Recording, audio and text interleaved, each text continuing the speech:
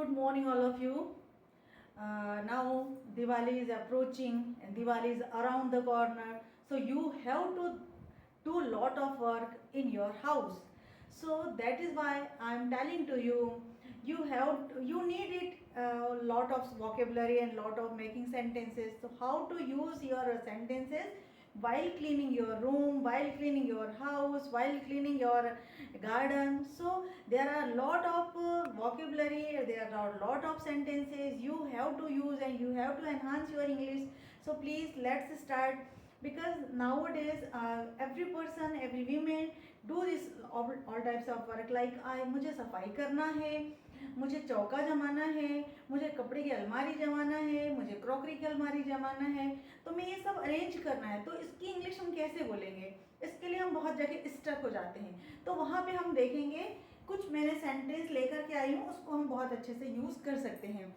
I have to use it, okay. अब हमें इसे यूज़ करना कैसे करेंगे? कमरा पुताई कराने का है, अब अपन तो नहीं कराएंगे ना, करवाने का है, तो हम बोलेंगे room is to be painted, पुताई करवाने का है। टू बी पेंटेड मतलब कोई चीज करवाने का है। टू बी क्लीन, सफाई करवाने की है, तो टू बी का यूज आप कर सकते हो। Room is to be painted, room is to be painted, room है, पेंटेड करवाने को है ना, रूम इज, ठीक है। फिर सफाई करना है, आई हैव टू क्लीन, यही तो बोलते हैं, I have to clean the room, I have to clean the kitchen, I have to clean the bathroom, I have to clean the drawing room। इस प्रकार से आपको कई सेंटेंस के साथ बना लेना है। फिर सबसे पहले रसोई में शुरू करते हैं, ये हम बोलते हैं ना, first of all I start from kitchen, तो किचन से शुरू करते हैं, तो उसको बोलेंगे first of all start from kitchen, शुरू करते हैं पहले से ही।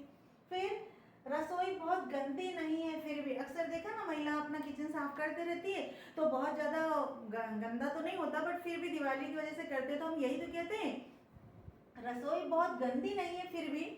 तो उसको इंग्लिश में कैसे बोलेंगे? Kitchen is not so dirty, how ever, kitchen बहुत ज़्यादा गंदा नहीं, फिर भी दिवाली के कारण साफ करना है। Due to Diwali I have to clean it, due to Diwali I have to clean it मतलब दिवाली के कारण मुझे साफ करना है। सारा सामान बिखरा है, अब कई बार होता है ना, अपन जब सामान निकालते हैं तो सब कुछ बिखरा होता है।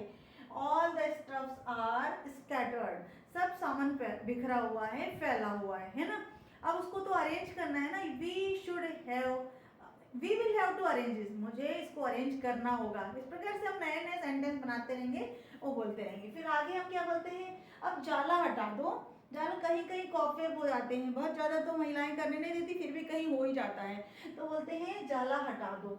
रिमूव द कॉफेब, कॉफेब मतलब मकड़ी का जाला हटा दो।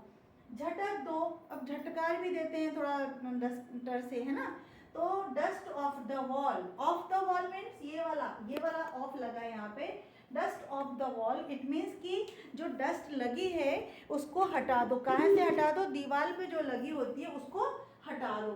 फिर बर्तनों को अच्छे से लगा दो, बर्तन कहीं अस्ते अस्ते धो के रखे हैं, साफ करके रखे हैं, यानी आपको डू द डिशेज ऐसा बोला ना, मांज दो बर्तनों को, मांज दो, डू द डिशेज बोल दिया।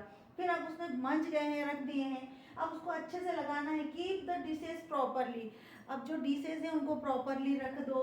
क्रॉकरी की अलमारी जमा दो, अपन क्रॉकरी की अलमारी अलग करते हैं, स्टील की अलमारी अलग, तो उनको भी अलग अलग जमाना है।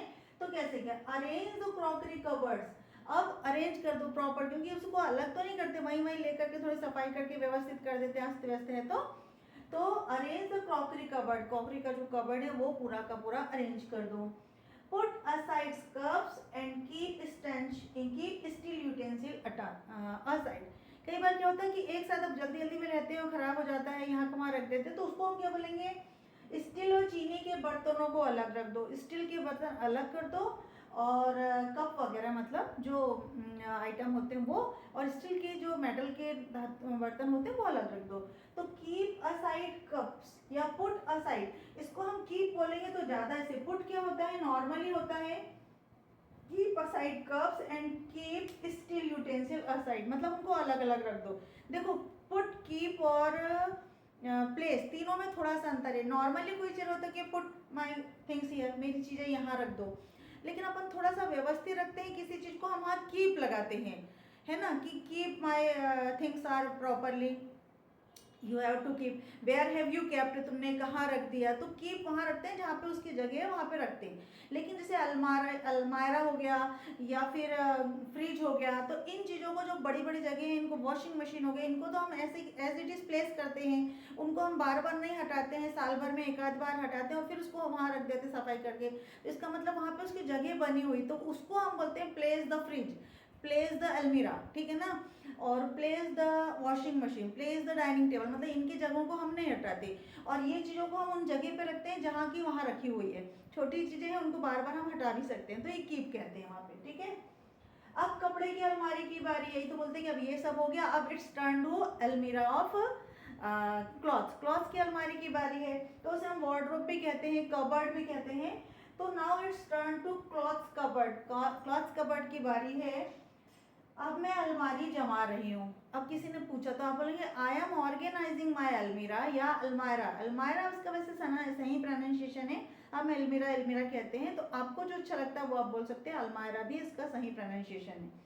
I am organising the wardrobe, ये और ज़्यादा अच्छा रहेगा, मैं अपनी वार्डरोब को जमा रही हूँ। ऐसे करते करते कई छोटे छोटे ही सेंटेंस है, लेकिन आप उसको इंग्लिश में रोज रोज बोलेंगे तो आपकी इंग्लिश एनहांस हो सकती है ना। जब आप कपड़े फोल्ड कर रहे हैं तो बोलेंगे I am folding my cloth, I have to fold this cloth. अब ऐसा नहीं कि इनको इसी वे में बोला जाए, इनके साथ अपन हैव टू लगा देंगे, मुझे करना है तो आप हैव टू लगा देना, मैं कर रही हूँ तो आप आईएनजी लगा देना, है ना। तो मैं कम कर चुकी हूँ, I have done my work, I have organised my almirah, I have organised my kitchen. इस प्रकार से हैव लगा के वर्ब की थर्ड फॉर्म के साथ यूज कर सकते हैं।